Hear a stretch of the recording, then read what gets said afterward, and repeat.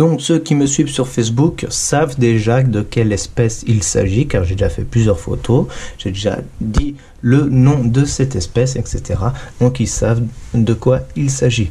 C'est simplement 2 tubes que j'ai et une aire de chasse à tubes de chez Fourmi-Home que j'ai simplement décoré avec du sable, comme vous avez pu le voir avant quand je vous ai fait un petit zoom.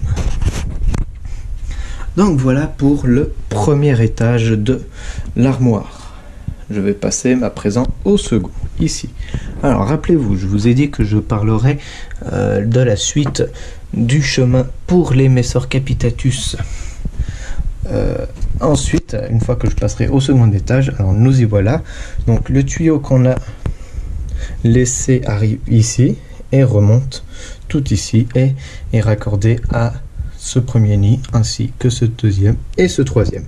Elles sont reliées à 3 autres nids un étage plus haut. Je trouve que j'ai fait ça afin également de gagner de la place, mais aussi pour essayer de représenter un maximum la nature. Alors pourquoi la nature? Parce que dans la nature, sur certains documentaires et tout, ils montraient des colonies dans lesquelles ils avaient versé du béton, etc. Et ça montrait que c'était sur plusieurs étages. Et bien sûr, l'étage le plus bas étant l'étage où il y a la gine, et bien sûr, c'est les étages les plus secs. Donc, chose que je n'ai pas tout à fait respectée, car il y a un nid sec en dessous. Ces 3 nids-là, ce sont des nids humides, sauf le dernier qui est ici, qui est un nid sec. Donc, j'espère par la suite qu'elles vont déménager les graines de ce nid-là et les amener ici. Ce nid-là est également plus proche de l'aire de chasse qui se situe au dernier niveau. Donc passons à une autre espèce. Donc j'ai une autre espèce, j'ai celle-ci qui est l'Echrematogaster scutellaris, dont je vous ai fait une vidéo comme quoi je retentais. Donc il y a juste un petit changement, c'est juste que je les ai changés d'aire de chasse. J'aurais mis cette aire de chasse là qui est beaucoup plus grand, qui est beaucoup plus pratique et qui me permet enfin de leur mettre un abreuvoir continu également, car les Echrematogaster scutellaris, c'est très important qu'elles aient un abreuvoir constamment, car c'est une espèce qui déteste l'humidité dans leur nid. Donc c'est un nid totalement sec.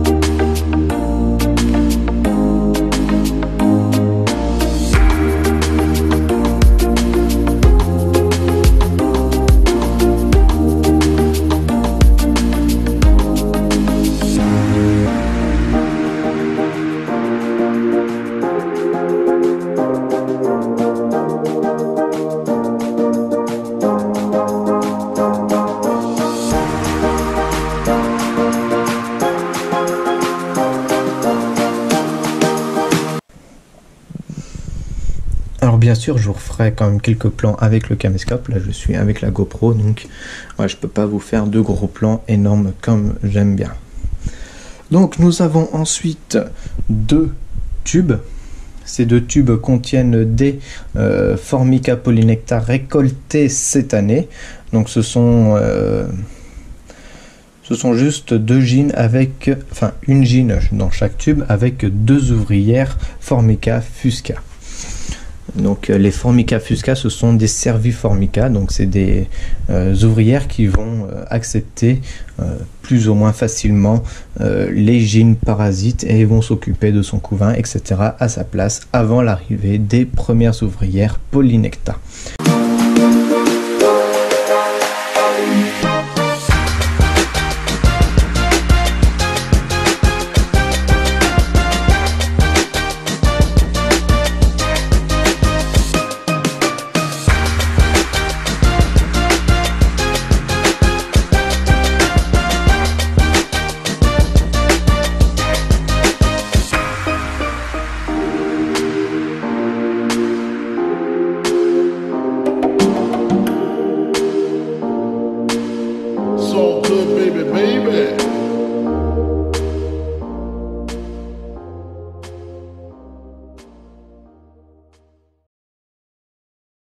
J'espère grandement qu'elles vont fonder, car j'ai quand même l'intention de les vendre par la suite, car j'en ai vraiment réussi à en avoir pas mal. Ensuite, passons également à une autre espèce que j'ai à ce niveau-là, c'est les Phédole pallidula que j'ai dans ce nid ici. Donc comme vous avez pu le constater avant, donc bien sûr j'ai mis les Crématogaster juste au-dessus. Hop, je vais essayer de vous décaler un petit peu. Donc malheureusement j'ai eu un petit drame avec cette espèce, je vous ferai sûrement une vidéo pour vous en parler, car j'ai eu un petit souci, j'ai perdu quasiment la moitié de mes ouvrières que j'avais auparavant. Donc bien sûr ce nid là est rattaché à une petite aire de chasse par ici, et cette aire de chasse là est simplement une boîte Ikea que j'ai achetée.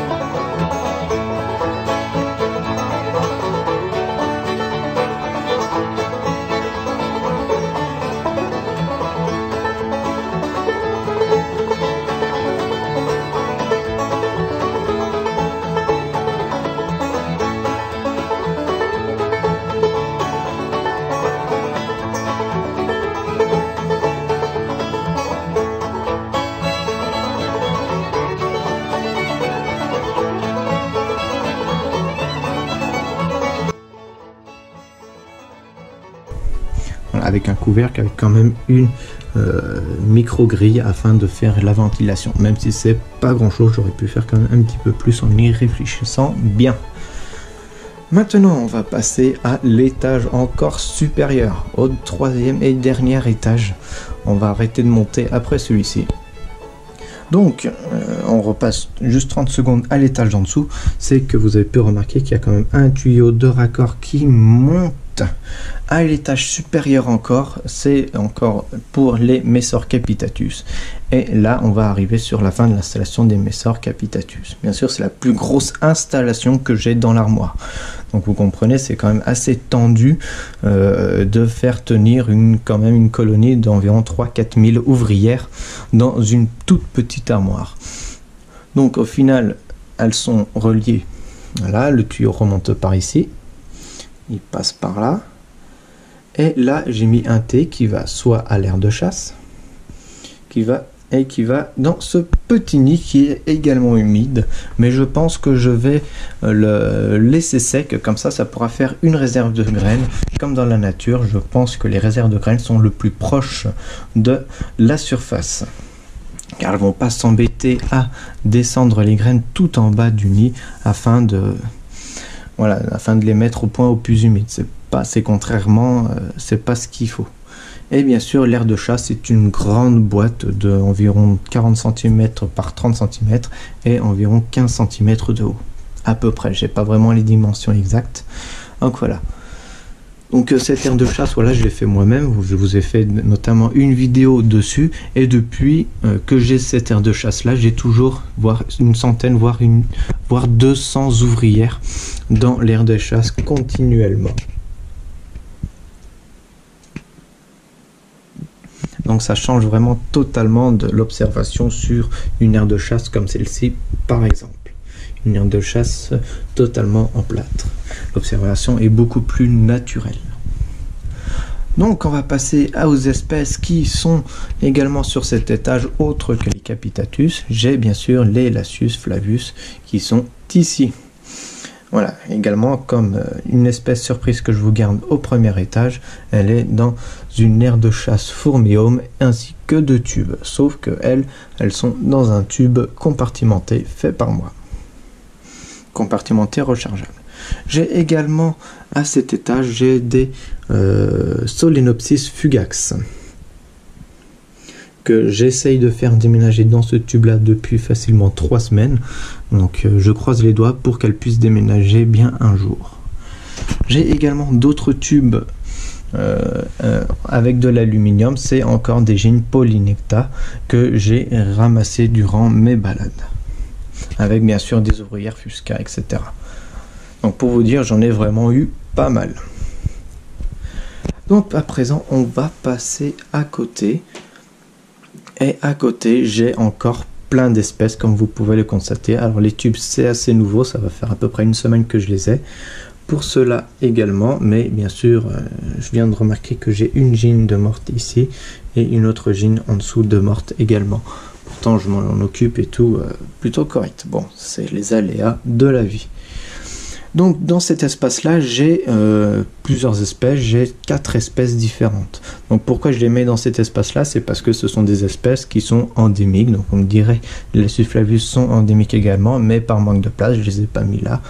Donc j'ai préféré les mettre au dernier étage, au point le plus frais, et ça permettra de voilà, qu'elles se sentent quand même au mieux et qu'elles aient pas trop chaud. Donc sur ce côté-là, j'ai des Lasius Niger, comme vous pouvez le constater, avec leurs 2 nids. Alors avec un premier nid là et un deuxième nid là. Donc ce sont 2 nids gobelets faits en plâtre, dont j'ai fait moi-même ces nids-là. Comme on peut le constater, j'ai vraiment un couvain de malade avec cette espèce. J'ai également sur cet étage-là, j'ai également des Messor, une jean Messor Barbarus tête rouge que j'ai reçu en cadeau avec Formium, car j'avais fait un achat de plus de 80 €, je crois, ou 70 €, quelque chose comme ça. Donc on va passer à présent aux petits tubes qui sont dispersés par ici. Donc c'est simple, j'ai simplement 3 jeans Myrmica ici, avec 3 jeans Polynecta encore ici. Donc ce sont toutes dans des tubes compartimentés que j'ai fait moi-même.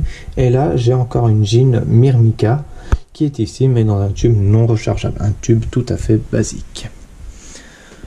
Donc voilà à peu près pour cet espace-ci. Donc je vous ai résumé à peu près toutes les espèces que j'ai. Donc là, comme vous pouvez le constater, j'ai tout le matériel que j'ai, dont je me sers pour la myrmécologie, notamment un verre pour l'eau déminéralisée, une seringue, des petites aiguilles, la télécommande, car j'ai installé une bande LED, comme vous pouvez le constater. Hop là, j'éteins et je rallume. J'ai installé une bande LED sur le fond de mon armoire afin d'avoir une lumière quand même à l'intérieur et d'observer quand même un peu mieux, avoir une observation un peu plus agréable. Voilà, j'ai vraiment tout le matériel nécessaire pour la myrmécologie, des tuyaux, etc., des tournevis et tout. Voilà, c'est tout, vraiment tout ce dont je me sers pour ma passion. En dessous encore, j'ai toute la réserve de nourriture pour les Messor capitatus ainsi que les Messor barbarus, car oui, j'ai eu aussi des Messor barbarus nouvellement. Je vous ferai certainement une vidéo dessus pour vous les présenter. Donc comme vous le constatez, j'ai énormément de graines. J'avais acheté au moins 3-4 paquets de graines pour oiseaux d'environ 1 kg chacun. Donc comme vous pouvez le constater, ça fait vraiment beaucoup de graines, et j'ai environ une dizaine de variétés de graines à l'intérieur, comme vous pouvez le constater. Voilà, j'ai vraiment de tout, en passant par le quinoa, les graines de tournesol, les graines de pissenlit, etc. En dessous, c'est exactement la même chose. Alors on passe encore en dessous, là c'est toutes les boîtes que je garde et les couvercles des aires de chasse, etc. Pour faire de futures aires de chasse, ou alors voilà, pour fermer les couvercles qui sont des graines, etc. ou autres. À côté encore, là on est en dessous de la lampe chauffante, et là à côté on a les nids dont je me sers pas, une partie des nids. Je tiens à préciser que c'est une partie des nids, dont notamment aussi une aire de chasse Formium que j'ai ici, l'ancienne aire de chasse des Crematogaster scutillaris, encore 2 autres tubes, etc. Enfin bref, c'est encore un peu du bazar, un peu partout dans cette armoire. Donc voilà, alors c'est la fin de cette très longue vidéo. Donc je vous présenterai quand même ce qu'il y a plus tard. Ce qu'il y a au-dessus un petit peu plus tard. car je commence à être à court de batterie et également voilà, je pense à laisser un petit peu de suspense quand même sur mes élevages. Vous verrez également la suite de ce qu'il y a ici et ici en même temps, je pense, car il n'y a pas grand chose à dire. Je pense que le terrarium là, vous avez deviné ce que c'est, et ici également avec les boîtes à œufs. Donc là-bas, voilà, là tout là-bas, c'est tout nouveau, j'en ai pas encore parlé sur la chaîne, mais ça viendra prochainement. Donc peut-être que cette vidéo sera divisée en 2 parties, je sais pas encore, je verrai. Je n'ai pas encore décidé de ce que je ferai, ou je vous la mettrai en une seule partie. Dans ce cas, ça ferait une grosse vidéo à vous faire. Ça pourrait être sympa. Mais sur ce, j'espère que cette vidéo vous aura plu. J'ai plus qu'à vous dire à la prochaine pour une future vidéo. Ciao tout le monde!